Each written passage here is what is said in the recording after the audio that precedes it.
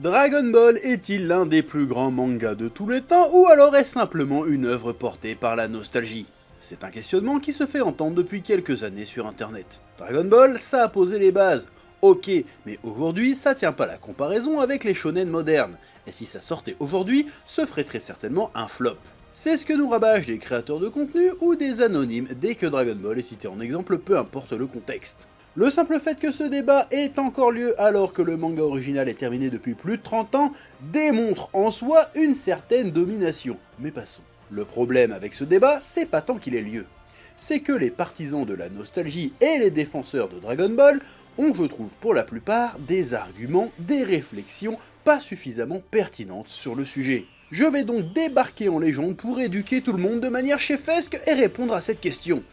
Est-ce que Dragon Ball, c'est que de la nostalgie? Mais avant de commencer, je vous conseille de vous installer confortablement et vous préparer un petit Holly. Oh oui. Holly est une marque de boisson en poudre que tu mélanges tout simplement avec de l'eau. Par exemple, ils ont la gamme Holly Energy qui contient de la caféine naturelle, des vitamines, de la L-théanine et le tout sans sucre. Et c'est particulièrement pratique quand, comme moi, tu essayes de perdre un peu de poids. Oui. Évidemment, le but n'est pas de faire un régime draconien à base de légumes vapeur et de poulet bouilli, hein, c'est pas le délire, mais de simplement changer ses habitudes petit à petit au quotidien, notamment en changeant mon régime alimentaire en termes de boissons, hein, boire moins de café, moins de boissons sucrées, moins de soda, et le remplacer par du petit Holly.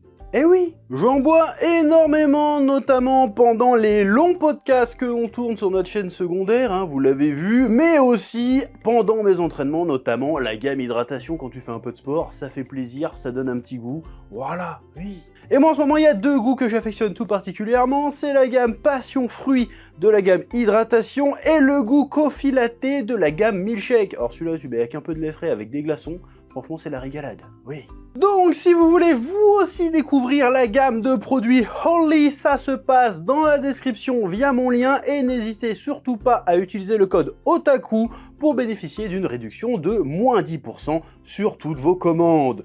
Voilà, merci à Holly d'avoir sponsorisé cette vidéo et place à la suite de la masterclass. Hey. Dragon Ball, c'est de la pure nostalgie. Alors, cette affirmation n'est pas tout à fait vraie, mais elle n'est pas tout à fait fausse non plus. En réalité, il y a un cas de figure assez précis, hein, ça dépend comment on considère la chose, où l'amour de Dragon Ball est évidemment majoritairement poussé par un élan nostalgique. Déjà, il faut comprendre un truc sur les spectateurs et les lecteurs de manga et d'anime. 90%, et encore, je pense qu'on pourrait aller jusqu'à 95%, 90% des lecteurs de manga et d'anime, donc des fans de manga et d'anime en général, n'ont rien à péter des mangas et des animés. En réalité, ils consomment simplement les mangas et les animés comme du divertissement. Ils ne sont pas passionnés par le manga, ils ne sont pas passionnés par les animés, tout comme tous les gens qui vont voir le dernier Spider-Man au cinéma ou le dernier Nolan ne sont pas spécifiquement des cinéphiles. Ils ne s'intéressent pas plus que ça au cinéma. Ils ne s'intéressent pas à la composition, ils ne s'intéressent pas au scénario, ils ne s'intéressent pas à la mise en scène, ils ne s'intéressent pas au jeu d'acteur, tout ça. Ils kiffent juste voir du Marvel à la télé ou de voir le dernier film à la mode au cinéma, ils passent un bon moment pendant 2 heures, ils rentrent chez eux, ils passent à autre chose. Voilà. Donc oui, pour ce qu'on pourrait appeler les normies, et je dis pas ça de manière désobligeante, attention, hein, l'essentiel du lectorat et des spectateurs d'animé et de manga, eh ben ils en ont rien à péter de toutes les considérations qu'on pourrait avoir pour certaines œuvres. Eux, ils sont là, ils kiffent, ils aiment, ils consomment, ils aiment pas, ils passent à autre chose. Et dans ce cas de figure-là, il y a des gens qui considèrent que Dragon Ball ou Dragon Ball Z, si on parle de l'animé, c'est le meilleur truc de tous les temps, parce que effectivement, ils ont une attache émotionnelle, parce qu'ils ont regardé ça à l'époque du Club Dorothée, et qu'ils ont kiffé, et que pour eux, ce qu'il y a eu après, c'était nul. C'était pas aussi bien, c'était pas aussi violent, c'était pas aussi impactant. Voilà. Pour eux, cet amour de Dragon Ball, ça représente l'amour d'une époque, ça leur rappelle leur enfance probablement, donc là oui, c'est de la pure nostalgie. Mais une fois que tu as mis tous ces gens de côté, qui représentent encore une fois l'écrasante majorité des consommateurs, entre guillemets, d'anime et de manga, il reste les passionnés. Il reste les passionnés, alors tu les appelles comme tu veux, que ce soit des spécialistes, des experts, des machins, t'appelles ça comme tu veux, mais il reste les passionnés, les gens qui s'intéressent réellement au monde de l'animation, mais là j'ai surtout parlé du manga d'ailleurs. Les gens qui s'intéressent vraiment au manga en tant que média, en tant que médium, t'appelles ça comme tu veux, qui s'intéressent à vraiment ce qui fait qu'un manga est un beau manga, qui s'intéresse à l'industrie, qui s'intéresse à tout ce qui tourne autour des mangas. Ceux-là, il y en a énormément, dont je fais partie, pour qui Dragon Ball reste encore une masterclass, reste encore une œuvre majeure du manga. Et pour cela, ce n'est pas que de la nostalgie. Il y a une part de nostalgie.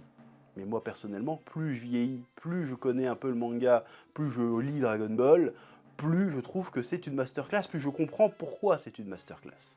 Voilà, donc ça, je vais essayer de vous expliquer. Oui. Et je pense aussi, par opposition, que les gens qui prétendent que Dragon Ball, c'est que de la nostalgie, sont aussi, pour la plupart, des gens qui ne connaissent pas ou qui ne s'intéressent pas autant au manga qu'ils le pensent. Voilà. Je pense qu'aujourd'hui, tu dis que Dragon Ball, c'est un manga mid. Je pense que tu n'as pas compris c'était quoi un bon manga, en réalité. Ah, je sais que ça peut être un petit peu... dis donc, chef, tu montes sur tes grands chevaux, là, tu y vas un peu fort. Oui, mais pourtant, c'est la vérité. Si tu regardes Dragon Ball aujourd'hui et tu te dis que c'est un manga mid, je pense que tu n'as pas compris c'est quoi qui fait qu'un manga est un bon manga. Voilà. Alors, il y a toujours des gens pour reconnaître l'apport de Dragon Ball au monde du manga, et notamment du shonen. Il a apporté énormément de choses. Il a un peu révolutionné le code, parce qu'il a apporté les gimmicks du shonen neketsuesque qu'il y a aujourd'hui, qui sont encore traités aujourd'hui. Il a apporté le héros qui progresse grâce à l'entraînement, il a apporté les tournois, il a apporté les dynamiques de rivaux qui deviennent des amis, il a apporté les combats qui deviennent de plus en plus gigantesques, dantesques, épiques. Il a apporté bien évidemment tout ce qui touche aux transformations, fusions et tout ça. Tout ce qui est énergie ésotérique aussi, tout ce qui est l'univers qui ne cesse de s'étendre et de s'enrichir au fur et à mesure que le héros avance. Voilà, ça a apporté tout ça, et plein d'autres choses aussi. Et ça a eu un énorme succès, un succès planétaire, un succès multigénérationnel. Aujourd'hui, Dragon Ball est encore un des mangas les plus vendus au monde, même quand il y a un nouveau public. Donc, personne ne nie tout ça. Mais il y a beaucoup de gens qui arrivent, qui vont voir sur Dragon Ball, qui vont lire le manga et qui vont dire « Putain, c'est un peu mid ». Voilà, alors, on va essayer de vous expliquer pourquoi Dragon Ball, c'est pas mid du tout. Voilà. Déjà, au-delà du succès commercial de Dragon Ball, il faut comprendre pourquoi c'est aussi un succès critique. Et oui, je suis désolé, Dragon Ball, c'est un succès critique qui est salué par l'intégralité de la profession de la BD, de l'art séquentiel, de par le monde. Et c'est pas juste parce que ça a cartonné. Ça a cartonné, c'est une conséquence des qualités de Dragon Ball et tout particulièrement du talent d'Akira Toriyama. Je vais essayer de vous expliquer pourquoi. Déjà, en matière de dessin pur, le mec est un monstre. En matière de mise en scène séquentielle dans une page de BD, le gars est monstrueux. Je n'ai pas peur des termes, pour moi, Akira Toriyama, il s'assoit à la table de Mobius. Voilà, j'ai dit ça moi, j'ai dit ça. Il s'assoit à la table de Mobius, de Jack Kirby, d'Osamu Tezuka, de tout le monde, en fait. Il s'assoit à la table des plus grands, tout simplement. C'est d'une fluidité incroyable. En fait, vous n'avez pas la bonne expérience de Dragon Ball, parce que la plupart des gens aujourd'hui qui découvrent Dragon Ball, ils le découvrent en scan ou en numérique. Dragon Ball, en vrai, ça se lit en papier. Voilà. La mécanique pour te faire tourner la page, pour te faire enchaîner les pages, c'est du pur génie, c'est d'une fluidité. C'est le seul manga qui est plus animé que son animé. Voilà, même One Punch Man, c'est pas mieux animé que son animé. Si, c'est mieux, en même temps, c'est pas compliqué. Pardon, je retire ce que j'ai dit. En vrai, c'est pas compliqué. Mais Yusuke Murata, qui est un monstre, il dit non, le meilleur, c'est Toriyama, même lui. Et c'est pas juste une marque de respect, parce qu'il sait de quoi il parle. Il dit non, il est meilleur. C'est le meilleur. Voilà, il est très fort de chez Balèze. La composition, en fait, tout le storytelling de Toriyama passe par le dessin. Clairement. Tu veux, Il y a une émotion à faire retranscrire, il va pas mettre de dialogue, il va faire un dessin. La manière dont tu vas enchaîner les planches va générer une émotion, va susciter le mystère, la surprise, la peur, la colère. Voilà. C'est une masterclass. Ça se lit tout seul, Dragon Ball. Et il y a très peu de shonen d'aujourd'hui qui ont ce niveau de fluidité. Voilà. Donc c'est très fort. Niveau dessin, c'est très fort aussi. Le mec, avec un minimum de traits, t'as l'impression qu'il y a 36 000 détails. Et le dessin de Dragon Ball n'est en réalité pas si détaillé que ça. Mais t'as l'impression qu'il y a du détail partout. Parce que le gars, il sait placer le trait où il faut, il sait placer un regard où il faut, il sait placer des trucs au poil de cul, il le fait instinctivement. Il est trop fort. Pourquoi Dragon Ball Super, ça marche moins bien? Parce que Toyotaro, il imite le style graphiquement. Mais il n'arrive pas à imiter ce ton naturel que Toriyama avait de composition. Et il n'arrivait pas non plus à donner du poids à son trait. Toriyama, en une variation de trait, tu changes totalement la tonalité du dessin en fait. Le gars était un génie. Vraiment. Il arrivait à te faire des trucs avec 3 traits, puis c'est bon, t'étais dans un autre univers, t'étais dans un autre monde. Le gars était très fort. Si aujourd'hui tous les professionnels de la BD saluent le travail de Toriyama, c'est pas de la nostalgie, c'est concrètement génial ce qu'il a produit. Concrètement. Ensuite, il y en a qui me diront « Oui, mais l'histoire, elle est simpliste ». L'histoire n'est pas simpliste, l'histoire est simple. Simple à comprendre parce que le but de Toriyama, quand il fait son manga, c'est de rendre une lecture agréable et fluide. Il faut que tu comprennes tout d'un coup, que tu comprennes l'émotion que tu dois ressentir d'un coup, que tu comprennes ce que font les personnages, que ressentent les personnages d'un coup. Et il a construit son manga comme ça, de bout en bout. Que ce soit dans les tout débuts où le focus était surtout l'humour, ou que ce soit vers la fin où le focus était surtout l'action. Il a toujours pensé à l'expérience du lecteur pour réussir à faire passer l'illusion du mouvement, l'illusion de l'émotion. Voilà, donc son histoire est restée simple aussi, mais faut pas oublier que Dragon Ball est un manga pour enfants et adolescents. Voilà, le but quand tu lis Dragon Ball, c'est de prendre du fun. Et putain, quand tu lis Dragon Ball, tu prends du fun. Voilà. Et ça veut pas dire que parce que c'est simple, ça ne raconte rien et que les personnages sont superficiels. Les personnages de Dragon Ball sont tous plus ou moins des archétypes, certes, mais ils ont quand même chacun leur parcours, leur évolution, leur introspection. Voilà, tu prends le personnage de Vegeta, il a quand même une grosse évolution du début de son apparition à la fin du manga. C'est pas le même personnage. Il y a des moments vraiment très très forts dans Dragon Ball aussi. Alors bien sûr, évidemment, c'est pas du Dostoïevski, évidemment, mais c'est pas ce qu'on lui demande à Dragon Ball. Dragon Ball, on lui demande d'être un divertissement total, et c'est un divertissement total. Voilà. Donc oui, Dragon Ball, c'est principalement léger et fun, mais ça veut pas dire que c'est vide et dénué d'intérêt. Voilà, ça je ne peux pas entendre ça, je suis désolé, non. Dragon Ball, l'histoire est simple, mais elle n'est pas simpliste. C'est pas vrai, oui.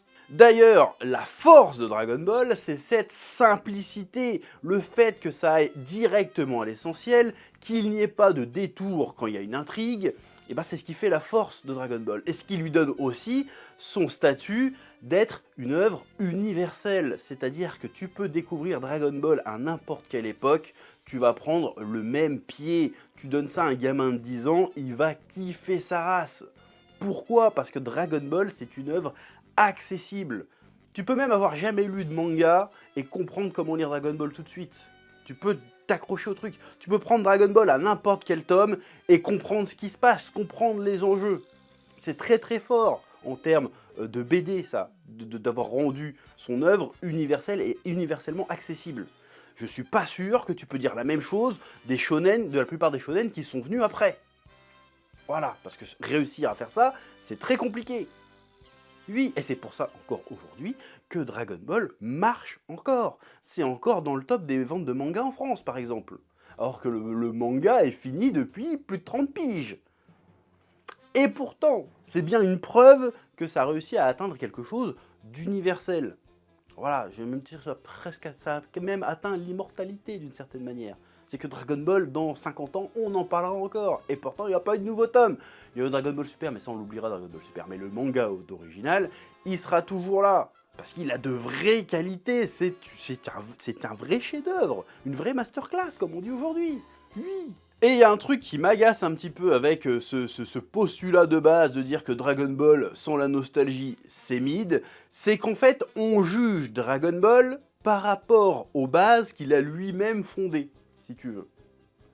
Alors, c'est une exagération, hein. Dragon Ball n'a pas fondé les bases du shonen, mais en tout cas, ça les a du shonen moderne, on va dire, c'est un peu le blueprint. Voilà. C'est-à-dire qu'on va juger, il n'a pas les meilleures transformations, il n'a pas forcément les meilleurs combats, il n'a pas forcément le meilleur univers, mais du chouette. Bon. Ça, je trouve ça un peu culotté. Voilà. Dragon Ball a posé des bases, certes, des bases qui fonctionnent encore aujourd'hui. Ce qui va m'amener à mon autre point. Beaucoup de gens disent, oui, mais Dragon Ball, si ça sortait aujourd'hui, ça ferait un bide.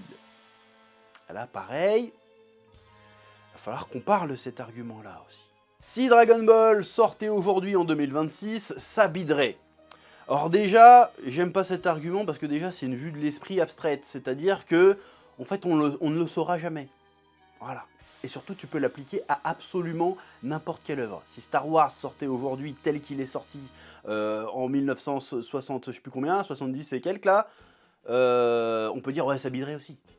Hein, Seigneur des Anneaux sortir aujourd'hui, peut-être que ça biderait aussi, si tu veux. One Piece, ça commencerait aujourd'hui, peut-être que ça biderait aussi. Voilà, je ne vois pas l'intérêt de faire cette espèce de présentation de l'esprit en mode on pourra jamais le vérifier, mais c'est mon argument parce que c'est moins bien que ce qu'il y a eu après. Alors déjà, tout ce qu'il y a eu depuis Dragon Ball existe parce qu'il y a eu Dragon Ball. L'industrie du manga aujourd'hui, s'il n'y avait pas eu Dragon Ball, s'il n'y avait pas eu Naruto, One Piece, Bleach et tout ce qui est venu après, ne serait pas la même industrie. Ça n'aurait rien à voir. Donc il y a tellement de paramètres à prendre en compte pour essayer de deviner si une histoire comme Dragon Ball marcherait aujourd'hui, que ça en devient un petit peu absurde comme argument. Voilà, c'est vraiment l'argument de toute façon tu peux pas débunk parce qu'en fait tu pourras jamais le savoir. Bon, ça vous pensez qu'on peut pas le débunk. Sauf que moi je suis le chef, moi je peux débunk ce truc là et je vais vous le montrer. Ouais, mais avant d'arriver à ma démonstration masterclass, il faut déjà savoir qu'une œuvre de base est forcément ancrée dans son époque. Dragon Ball a pu exister parce qu'il a vu le jour dans un écosystème, une industrie du manga, où c'était possible qu'un manga tel que Dragon Ball émerge. Voilà, l'industrie dans les années 80 du manga, que ce soit au Japon ou mondialement, n'a rien à voir avec ce que c'est devenu aujourd'hui. Donc forcément, une œuvre est toujours le fruit, d'une certaine manière, de l'époque qu'il a vu naître. Voilà, si One Piece n'était pas sorti au début des années 2000, ce serait pas le même manga aujourd'hui. Si Dragon Ball sortait aujourd'hui, ce ne serait pas le même Dragon Ball. Voilà, ce serait probablement pas le même humour, ce serait probablement pas le même dessin non plus, ce serait pas la même composition, ça serait probablement très différent parce que ce n'est pas la même époque. Donc on ne peut pas juste transposer un truc des années 80, le mettre en 2026 et dire ouais aujourd'hui c'est sûr que si c'était nouveau ça cartonnerait. On ne peut pas savoir. Ça c'est impossible à savoir. Oui. Donc une œuvre est forcément ancrée dans son époque. Voilà. Et faire genre qu'une œuvre des années 80, s'il sortait aujourd'hui, ça marcherait pas, c'est stupide parce que tu peux pas le prouver. Enfin, les normistes ne peuvent pas le prouver, moi je peux le prouver. Oui. Je peux le prouver. Mais encore une fois, c'est un peu une vue de l'esprit aussi, donc c'était pas une démonstration absolue et parfaite. Mais, au moins ça va susciter le débat et ça pourrait donner une piste de réflexion. Dragon Ball, tel qu'il est sorti dans les années 80, ne marcherait probablement pas aujourd'hui. Déjà pourquoi? Parce qu'au début de Dragon Ball ne marchait pas. Ça, il n'y avait pas beaucoup de gens qui le savent. Mais Dragon Ball, ça a commencé à vraiment marcher, ça a même frôlé l'annulation. Ça a commencé à marcher à partir du premier Tenkaichi Budokai. Le 21e Tenkaichi Budokai.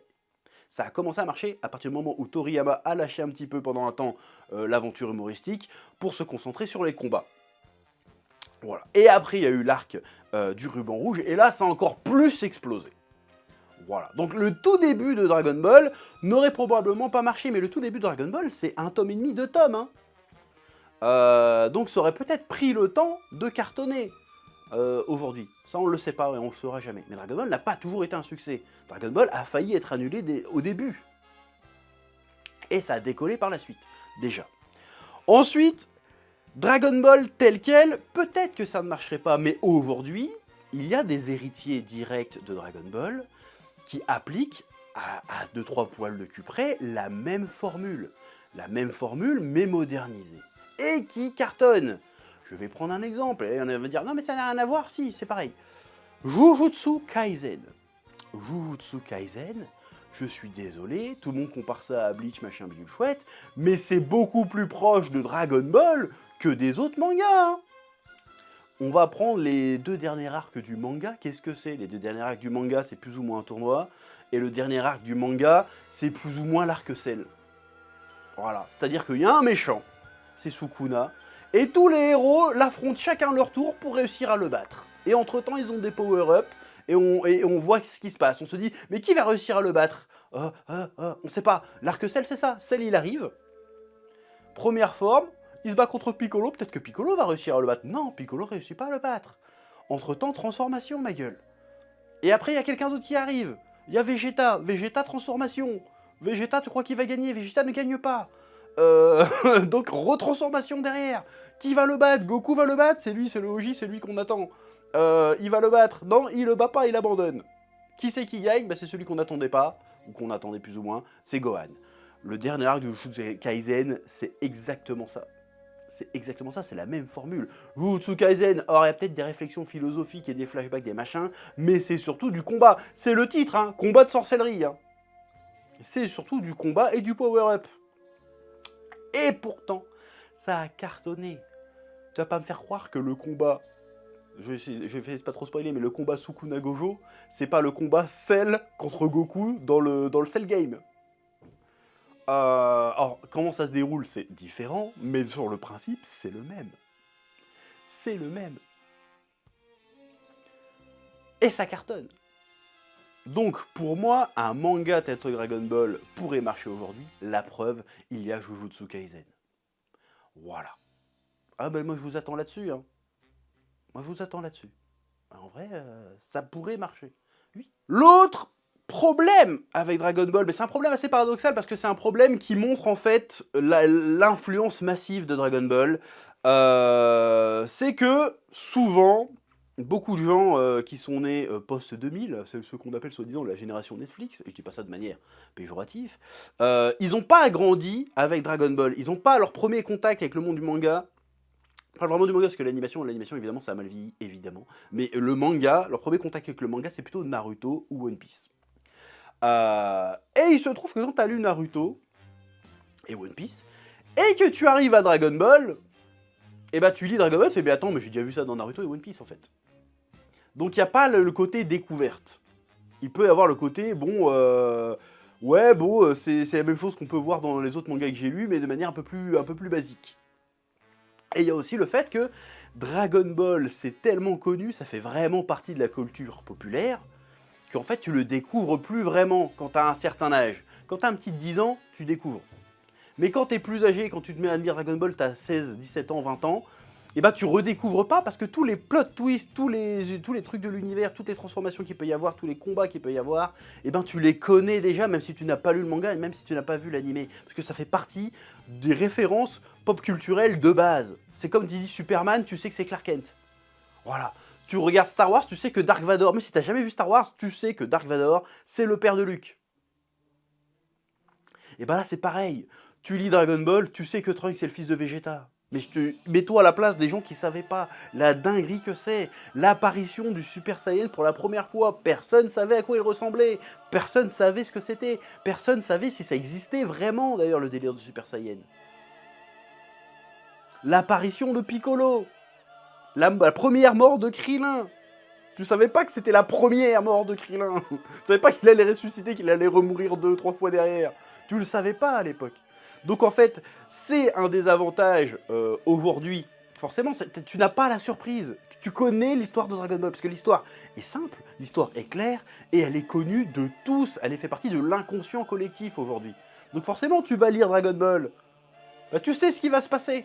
Donc tu n'as pas cette surprise. Sauf si tu t'intéresses à la composition, au dessin, à la manière dont est racontée l'histoire, à la manière dont on conçoit un manga. Là, dans ce cas précisément, même si tu as vu plein d'autres trucs avant, tu tombes sur Dragon Ball, tu as un recette d'usine direct, tu fais « Ah ouais, en fait ouais, je comprends pourquoi c'est génial ». Voilà. Mais si tu as lu d'autres mangas avant, et que tu t'intéresses pas plus que ça au manga, et que tu arrives sur Dragon Ball, bah, tu connais déjà l'histoire. Voilà. Quoique ces dernières années, surtout sur les réseaux un peu anglo-saxons, les gens redécouvrent justement le manga avec cette vision-là, et ils se prennent des PLS. Ils se disent, putain, mais c'est génial en fait. Voilà. On sait ce qui va se passer, mais quand on lit le truc, on voit comment c'est clair, comment c'est bien dessiné, comment c'est fluide à lire, en fait, c'est génial. Les gens commencent à comprendre, qui découvrent encore aujourd'hui, pourquoi c'est génial. Parce qu'ils arrivent à le regarder sur ce prisme-là. Et c'est normal. Voilà, ça fait partie, c'est la preuve de l'héritage colossal de cette œuvre, mais c'est aussi ce qui peut un petit peu freiner la découverte, parce que tu ne peux pas le découvrir vraiment de zéro. Sauf quand tu es un tout petit, tu peux découvrir de zéro, parce que tu n'as pas encore tout le bagage. Mais quand tu découvres ça à 20 ans, forcément, tu as déjà lu One Piece, tu as déjà lu Naruto, tu as déjà lu Bleach, tu as déjà lu Hunter x Hunter, voilà, et c'est une approche très différente. Aussi, Dragon Ball, c'était une époque où le manga se devait d'être efficace avant tout. Aujourd'hui, les shonen qui sortent actuellement ont une approche totalement différente. Aujourd'hui, les shonen, ils doivent avoir un semblant de complexité. Parce que beaucoup de gens, que ce soit lecteurs ou auteurs, confondent complexité avec efficacité. Voilà, donc tu es obligé de rajouter des éléments de lore, voilà, alors que tout ce qu'il y a dans Dragon Ball, tu le découvres dans Dragon Ball. Tu vois ce que je veux dire? Tu prends l'exemple de One Piece, et c'est pas pour critiquer One Piece, j'ai rien contre One Piece, mais One Piece, c'est pas aussi accessible. C'est pas accessible, One Piece. Pourquoi à chaque fois qu'ils font une nouvelle adaptation, ils sont en train de rebooter l'Arc is Blue 4 fois d'affilée, là? C'est parce que t'es obligé de te taper... One Piece, c'est un manga, il y a un prologue de 50 tomes, quand même. Dragon Ball, non. Dragon Ball, c'est 42 tomes, et puis voilà, tu vois ce que je veux dire? Il y a une accessibilité qu'il n'y a pas forcément avec les shonen d'aujourd'hui. C'est d'ailleurs ce que critique, je trouve, à raison. Comment il s'appelle? Kazuhiko Torishima, éditeur historique de Akira Toriyama, qui l'a accompagné une bonne partie de sa carrière. Il dit, bah, les shonen d'aujourd'hui, le problème, c'est qu'ils sont pas accessibles. Voilà, que ce soit graphiquement ou dans le scénar, ils sont pas accessibles. Voilà, Jujutsu Kaisen, j'ai dit que ça ressemblait beaucoup à Dragon Ball, c'est vrai. Mais pour comprendre, ne serait-ce que les pouvoirs et les techniques dans Jujutsu Kaisen, putain, il faut pas t'endormir sur une page. Hein. Et ça, c'est un problème, ça peut être une qualité, hein, je comprends. Mais, ça, c'est un problème. Et Dragon Ball a pas ça, c'est pour ça qu'il est universel. Parce que tu peux rentrer dedans de manière très simple, très facile. Voilà, et aussi, Dragon Ball n'est pas construit comme les shonen maintenant. C'est que chaque arc dans Dragon Ball est une fin en soi. Tu peux arrêter Dragon Ball après le truc de Pilaf. Tu peux arrêter Dragon Ball après le premier tournoi. Tu peux arrêter Dragon Ball après l'arc du ruban rouge. Chaque fin est une fin. Chaque fin d'arc est une vraie fin. On n'est pas dans de la... Et après, on reprend l'histoire un peu plus loin. C'est pour ça qu'il y a des ellipses, d'ailleurs. On reprend l'histoire un peu plus loin. Voilà, il y a une espèce d'accessibilité de fou. Tu peux commencer Dragon Ball à l'arc Cell, tu comprends quasiment tout. Voilà, il y en a, ils vont pas comprendre quand je dis ça. Parce que je sais qu'il y a énormément de teubés. Mais c'est vrai ce que je dis. Oui, oui. Et globalement, aujourd'hui, les codes d'appréciation du grand public des mangas est très différent aussi de ce que ça aurait pu, de ce que c'était dans les années 90 et le début des années 2000. Voilà, aujourd'hui, il faut de l'aura farming, il faut du personnage torturé, il faut un système de pouvoir compliqué, il faut un lore complexe. Voilà, parce que si t'as pas ça, t'as l'impression que l'histoire est mauvaise ou que le manga n'a rien à proposer. Voilà, ça c'est comme ça, c'est ce que les gens veulent aujourd'hui, les attentes changent. Mais moi je reste persuadé qu'on reviendra dans les années qui viennent à des histoires plus Dragon Ballesques. Des mangas qui vont plus à l'essentiel, des mangas qui vont vite, des mangas sans fioriture. Je suis persuadé qu'on reviendra à une forme de simplicité dans le shonen à un moment ou un autre. Voilà. On verra, peut-être que je me trompe, mais voilà. Dragon Ball, ce n'est pas que de la nostalgie pour toutes les raisons que je viens d'évoquer. Voilà, donc à partir de maintenant, je pose mon sceau. Le mec qui te sort que Dragon Ball c'est que de la nostalgie est un mec qui n'y connaît rien. Qui n'y connaît rien en manga, qui ne connaît rien en Dragon Ball. Voilà, je vous le dis. Et je vous le dis aussi, et c'est pas pour attaquer une autre licence ou quoi que ce soit, dans 50 ans, Dragon Ball sera toujours cité en exemple. C'est pas sûr que pour un manga comme One Piece ou Jujutsu Kaisen, on en parle encore autant. Voilà, tout simplement parce que c'est des mangas, tu te dis, où sont leurs héritiers? Dragon Ball a 1000 héritiers. Parce que c'est une œuvre majeure qui a changé la face du monde du manga, réellement. Voilà, tous les shonen qui sortent sont plus ou moins des héritiers de Dragon Ball. Il n'y a pas d'héritier de One Piece. Il y a des héritiers de Naruto. Naruto, c'est une autre histoire. Naruto aussi a ce je ne sais quoi d'universel qui peut toucher à travers les générations. Et Naruto, c'est super accessible aussi. Attention. Mais pour le reste, je ne suis pas si sûr, tu vois. Mais c'est un autre sujet. Donc non, Dragon Ball, ce n'est pas que de la nostalgie quand tu t'intéresses réellement au manga. Et c'est pas pour faire argument d'autorité ou quoi que ce soit, c'est que factuellement, tu t'intéresses à vraiment comment on fait de la BD, tu lis Dragon Ball, t'es obligé de faire... Pardon. T'es obligé de faire pardon. Pour moi, Toriyama, il est au niveau de Mobius. J'en ai rien à foutre, il est au même niveau que ce gars-là. Et Mobius, c'est le gars qui a quasiment inventé la BD moderne. Voilà, mais je sais que là, je parle de Mobius, les 3/4 d'entre vous savent même pas qui c'est. C'est pour vous dire que si les mecs qui te disent que Dragon Ball c'est de la nostalgie, ils connaissent pas Mobius, fermez vos gueules en fait, c'est tout, point. Voilà, la BD moderne, c'est Mobius. Et juste après, t'as Toriyama. Et si vous n'êtes pas content, c'est pareil. Et Jack Kirby, évidemment. Bref. C'est tout ce que j'avais à dire sur ce sujet. Hein, je l'ai tourné un peu en mode un peu podcast, un peu en mode brut, un peu en mode feeling. Dites-moi ce que vous en pensez dans les commentaires. Et puis je vous dis à bientôt sur le Chef Otaku pour de nouvelles vidéos. Que la passion vous guide. Oui.